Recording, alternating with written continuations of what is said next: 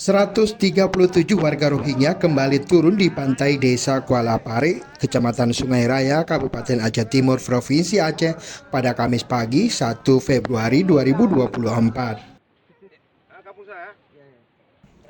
Berdasarkan keterangan Panglima Laut Aceh Miftah Jud Ade, ratusan etnis muslim korban pengusiran junta militer Myanmar itu terdiri dari laki-laki dewasa berjumlah 40 orang, perempuan 47 orang, dan anak-anak 50 orang.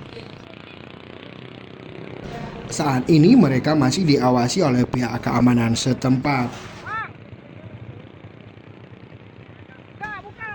Sepanjang November 2023, ini merupakan kali ketiga warga Rohingya mendarat di Kabupaten Aceh Timur. Hingga kini jumlah total warga Rohingya di Provinsi Aceh berjumlah 1.821 orang. Mereka ditampung di sejumlah lokasi penampungan sementara di sejumlah wilayah.